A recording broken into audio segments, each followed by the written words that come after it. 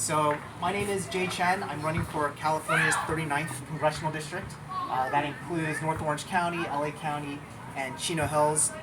And a little bit about myself and why I decided to take this path to public service. Really, it has a lot to do with my parents and the values that they instilled in me. My parents were immigrants from Taiwan. They came over for, the American dream. My father got a scholarship to study in graduate school, and my brother was born in Philadelphia. My father went to UPenn. Afterwards, he was moving from job to job in the Midwest, just chasing opportunity, whatever would give his family a better opportunity, a better chance to succeed. So I was born in Michigan.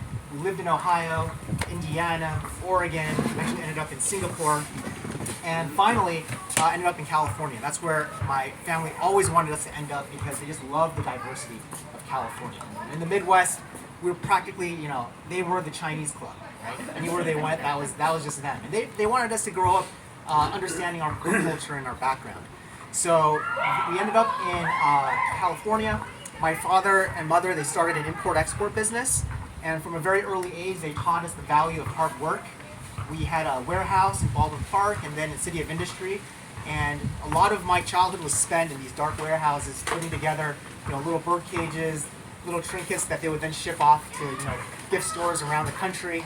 They didn't care about child labor laws, they plead ignorance, but they taught us, hard work. They told us this is what is putting food on your table. And I appreciated that. So I grew up with the family business. But what they also taught me was that no matter how hard you work, sometimes your contributions are just not valued the same as others. And the reason why my father started his own business was because he hit that bamboo ceiling in corporate America. And he wasn't being promoted.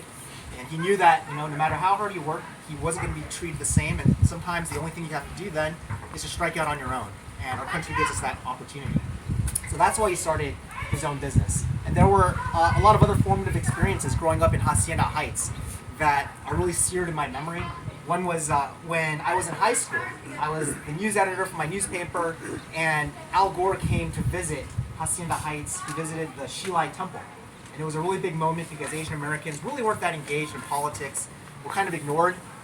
And that was supposed to be a really festive moment, and we covered it. The high school band went and played for the vice president, but afterwards it really devolved into something really kind of ugly, where there were accusations of campaign finance, illegalities, folks who had Asian last names were called up and harassed by the media, even by operatives within the Democratic Party, and were asked, are you an American?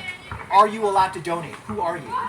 And people were subpoenaed to Congress. So this really cast a pall over political participation for a lot of folks in my community.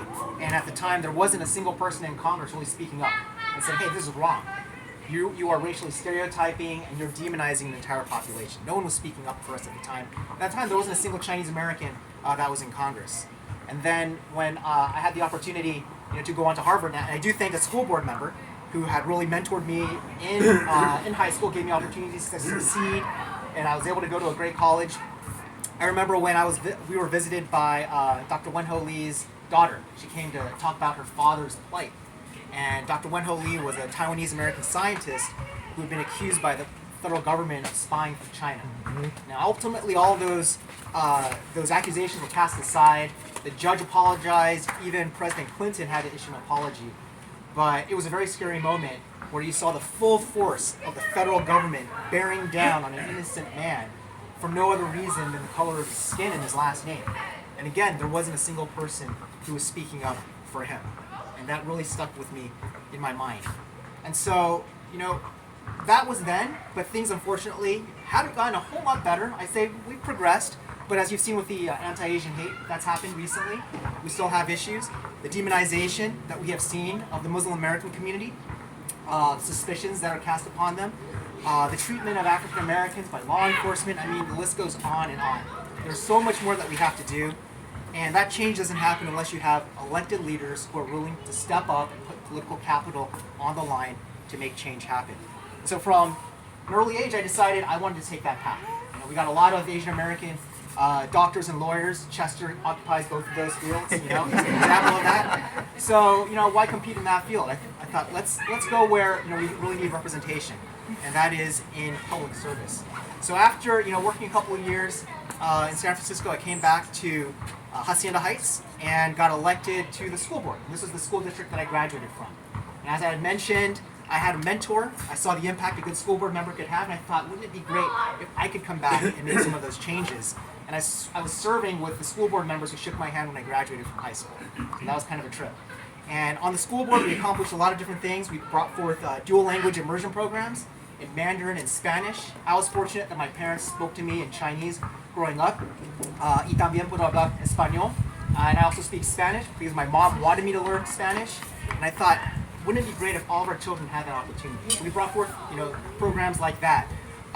We brought forth, also, I actually really love cooking. We created a culinary arts facility in our adult school because, education doesn't just end at high school or college. There are other things that people want to learn. So we try to make public education accessible and relevant for everyone. And then I graduated and got elected to the Community College Board. So I'm currently on the Mount San Antonio Community College District, and we just created an ethnic studies program, an entire department. We're ahead of the curve. We want to make sure that we're teaching all of our students the true history of our country.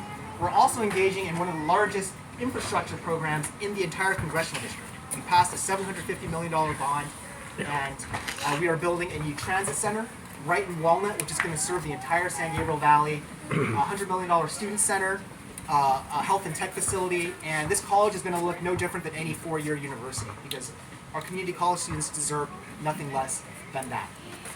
And for both of those districts, I was able to pass community workforce agreements as well to ensure that when we pass a bond measure, as much of our money as possible is going back into the community, training the local workforce, and is helping to support good paying jobs. So at Hacienda La Puente and at Mount Sac, we passed community workforce agreements. And in 2012, and this is when I had met Aruni and Faisal, I ran for Congress against Ed Royce. This was right when the lines had changed. I thought there was an opportunity to unseat this Republican. At the time, very few people were taking on the Orange Curtain. They all thought that it was impossible. And it was a tough battle, but we didn't succeed, but we put up a really good fight. And it really, I think, inspired a lot of people to keep pushing forward. And so many people from that campaign remained involved in politics. And I remember Aruni was actually filming at the time, filming a documentary. I shared an office with Sharon Quirk Silva, which later on became, a comic book store on Fullerton. But as you see, Sharon got elected. We flipped a bunch of seats, supervisorial seats, and in 2018, the big sweep came, where we flipped all 4 congressional seats in Orange County. And I was briefly a part of that campaign as well. And if you might recall, there were 17 people running at the time. There was a real chance that no Democrat would make it through to the primary. So we made the tough decision to get out of the race. Karen never really forgave me. She said I should have stayed in, but we made that decision because I knew that it wasn't about getting me into office. It was about getting a Democrat. And Gil Cisneros, we supported. He was able to make it through, and we were all so happy. We were also thrilled when he got elected. And I found a different way to serve. I got deployed to the Middle East. So I went to serve in Operation Inherent Resolve. That's a campaign to defeat Daesh in the Middle East, also known as ISIS. And I was based in Kuwait, overseeing operations in Iraq and in Syria. And it was a really incredible experience to be part of that team. There were a couple of instances that really stood out in my mind. So one was I was deployed when the pandemic hit our country. And so, it was tough enough for Karen to be home alone with 2 kids. And that's always difficult when a spouse is deployed. But now, she had to connect with the pandemic. And if you might remember, it was pretty chaotic in our country. People were hunting for toilet paper, right? In America. That might seem like a distant memory, but that was how poorly things were organized, how badly the pandemic was being messaged and prepared for. And she was sending me care packages up until that point, and then I started sending her care packages. I was sending her beef jerky, from my base. And meanwhile, on our military base, we took the pandemic really, really seriously. Like from the top down. The minute that the pandemic hit, I went from an intelligence team I was managing of 10 to just 1, me. I lost all of my contractors. They were not allowed on base because they were living off base, and there was a big outbreak of COVID-19 in Kuwait. And so we said no one's allowed on base.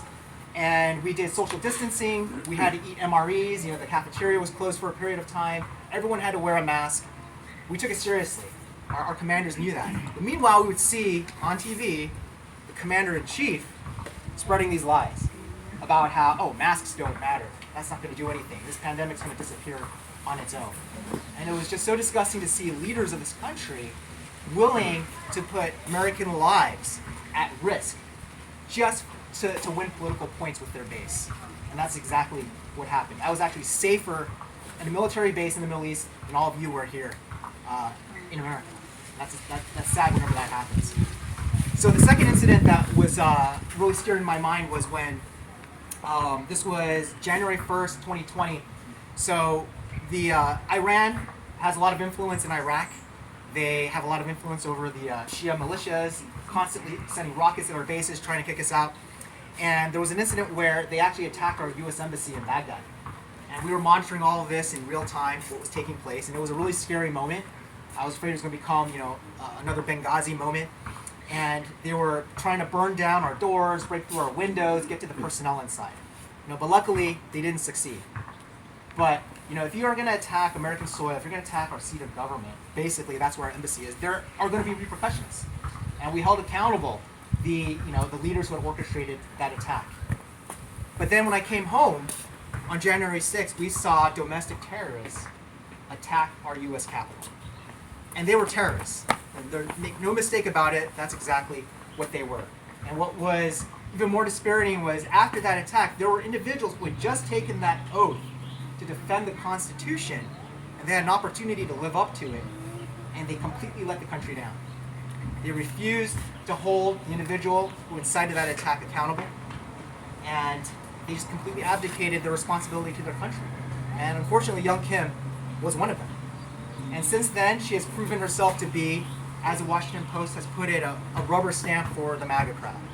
And she has voted against the American Rescue Act plan, which has brought actually tens, if not hundreds of millions of dollars to our school districts, right? To our cities, which has helped keep our firefighters and our police employed on the line, help keep our teachers working, help backfill our private businesses. All of that she's voted against. She's voted against the January 6th Commission, the bipartisan commission to investigate these attacks. We can go on and on about all the things that she's voted against. She is not a representative of this district any more than her predecessor was. And I understand the role of this office. I understand that oath to the Constitution. I took it as a school board member, as a Mount Sac trustee, and as a naval officer.